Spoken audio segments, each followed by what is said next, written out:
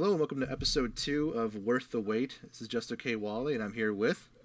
Just Okay Caters. And... Guido. Hey, Guido's here to preside over us again and give us wise, cracking feedback on the games we've chosen. We've both, again, chosen 3 Kickstarter games, tabletop and video, that we think you should pay attention to, maybe even chip a few dollars at. I'm going to hand it over to Caters for her number 3 pick this week as a mix-up, and we'll go from there. Alright, my number 3 pick is Charlotte Seeker. It is a twin-stick shooter made by a studio that I think has the best studio name I've ever heard of, Bear Cowboy. Now is this game... Is the bear a cowboy? Yes, the bear is a cowboy. So it's not bear, cowboy. No, it's a cowboy bear. Okay. Which is awesome. Yeah, and I encourage everybody to check out this page and watch. She's a badass. She is a badass. I encourage everyone to check out this page. One, for the cool video, but the music is awesome. And I have played the demo. They have a playable demo for everybody. You don't have to back it. And it's a lot of fun. It was tough. I died a lot, but some people like that. Is it a roguelike? It looks like a roguelike. Yeah. Okay. I turned on the music just for a little bit to see if I can capture some of it, and it was like this old school retro sound effects just came blazing through. So yeah, and it's super aggressive. It's really fun. Okay, cool. Yeah, it looks hyper aggressive. Yeah, and the great thing about this is that for $10 you get the game. Okay. So there are a lot of games that are a lot more expensive than that. So this is a cheap one to back. Cool. Yeah, I'm interested. It's like a cartoon Contra. Definitely. Kind of a top-down 2D old school thing. Okay, I like it. I guess I'll move on to mine. And again, I feel like I'm going big on this one. We almost fought for this one, and I'm glad you let me. We did. We almost arm wrestled over this game. This is Nevermind, where essentially it's one of those survival horror games that are all the rage right now. And the main difference on this one is it tethers to some kind of biofeedback device, which right now by default is what's called a Garmin heart monitor or a beat monitor. And it's a standard medical device that monitors heart rate and I guess various aspects of heart pressure and whatnot. But if your heart rate starts accelerating, you start getting more and more anxious and excited, the game will get harder. And if you manage to kind of moderate yourself throughout the course of the game, kind of temper your emotions, it goes easier on you. Do you guys have any sort of nervous tics that you do when you get scared? Yeah. I don't get scared. So what would this game look for when you were playing to tell that you were really, really frightened? Well, it monitors feedback in 3 different ways. Movement, how long you wait, and that's my thing. I tend to just cower, get my bearings, and then move 5 feet. I'm a big corner. Big corner person. Yeah, I'm a big corner person. They could scare me by giving me any sort of responsibility in the game. Maybe a job I have to go to, and bills I have deadlines. to pay. And they really did their homework. They choose different types of nightmares as well. Like you just saw moving in crowded traffic. There's also heights. There's clowns. There's the heart monitor right there. It braces against the chest. And I love it. Yeah, and the one thing you should be aware of, it's going to be on Steam. So if you buy it now, you're going to get a Steam copy. Starts at $20. You don't get if you want it with the heart monitor, it's $190 for the R&D set. Damn! Because you're actually buying the monitor. But you can get the game for about $20, and right. You can get the monitor later. Well, this looks great. Yeah. They're going to have to bring the price down of a monitor or have some sort of monitor that you can buy they will offshoot eventually, and I hook think. up.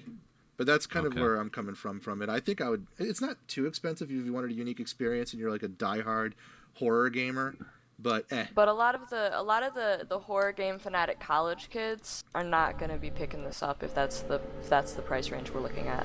Isn't that the whole point of the game though? Is to have the heart monitor, right? Hitting you in less than desirable situations while monitoring your stress response. There's a preview video that somebody had for it, but I don't have the right video. But anyway, it looks interesting. While we're up here, we might as well move on to my number 2. Yes, do it.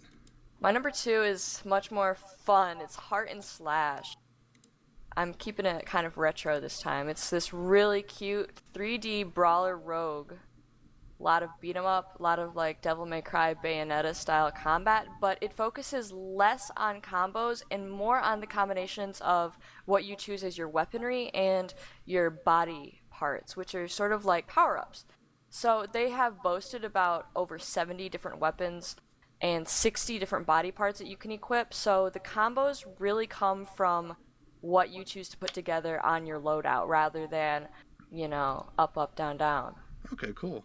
Is the band Heart or the guitarist Slash in the game?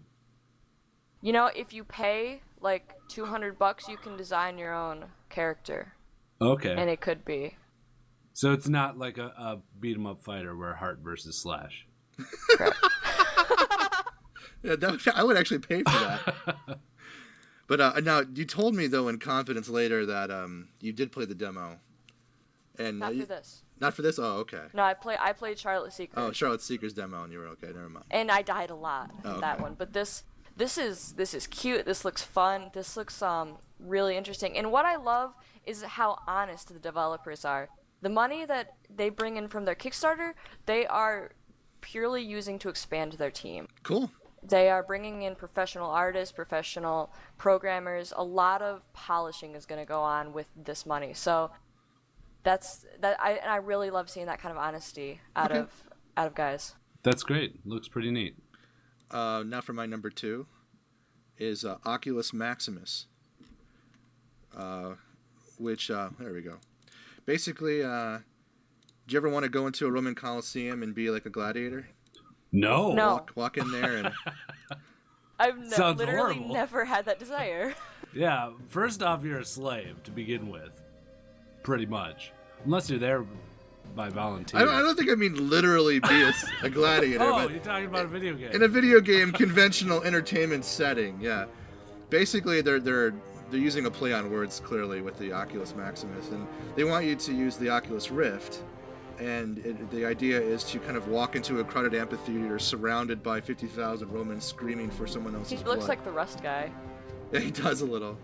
And this is all concept right now, but they eventually want to have like full force feedback using different types of controllers. There's the Oculus interface, and lots of predictive combat. Basically, everything that you do is not preordained. See the way he's doing it right there.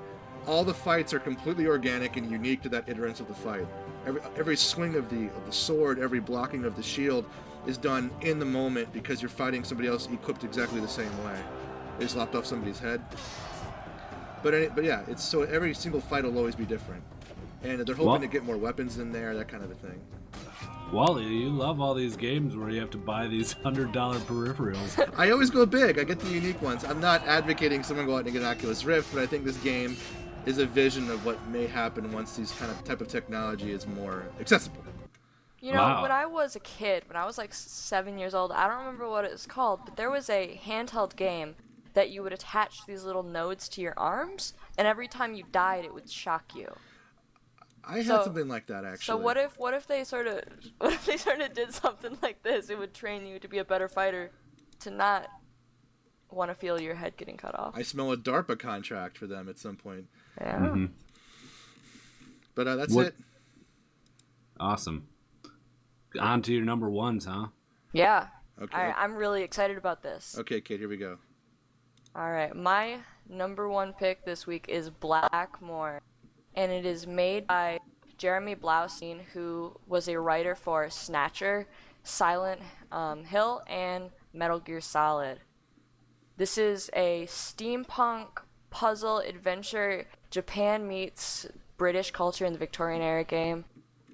And there's no gameplay for it yet, but I think it's going to be awesome. Rockin' concept art too. Yeah, it's pretty baller. And I love the heroine. She's this badass detective, if you will, named Emma. And her brother, Jonas, is going to be voiced by the legendary David Hayter. Now, Guido, you said you've never played a Metal Gear Solid game, so... I haven't. So I think you've been missing out on his really good voice acting, which I've been practicing all morning. Let's hear it. You're pretty good. That's a Solid Snake line. Not bad. Is that Solid Snake? Is that who that is? Yeah, it's Solid Snake. I'm more of a fan of the traditional. I'm in a box. Meryl, Metal Gear, Meryl. That kind of thing. I don't know. Yeah, but this looks great. Okay, cool. I like it a lot. This is a game setting that I feel like people will really get into, and those that are into it are just gonna go fucking nuts. Yeah, and it's in an 2.5D isometric viewpoint. Those steampunk people cool. are weird. They're a little bit weird, but yeah, see, that's Satoshi Yoshioka, the artist, and he's great. He's gonna be doing neat. some really cool cutscenes for this game. I guarantee you that. Oh, great! I can't wait to see it. Awesome. Yeah. Okay, do you guys want my number one? Yeah, go for it. I'm excited. I don't know what it is yet. I've been told that it's something good. My number one is a giant number 2. Uh-oh. Poop the game. Poop the game? Poop the game. Okay, what do you do? Sounded like commercial? Yeah. Of course. Basically, it's, you know the kind of drinking games you play? Like when you have to remember 8,000 different things if you forget one and someone catches you? Yeah. It's like that, but Uno. And it's basically a lot like Uno. There's a kid version and there's an adult version, and the same principles apply. Just one's juice and one's liquor. But it's like Uno. You need to vacate yourself of all cards, and the winner is typically the person who does that. But the way you vacate cards is you're finding matches and that, and that kind of a thing. That's pooping. So you could try to get rid of as many cards as you can, but if you put too many cards on at once, you'll clog the toilet. And then you get stuck with everything in there.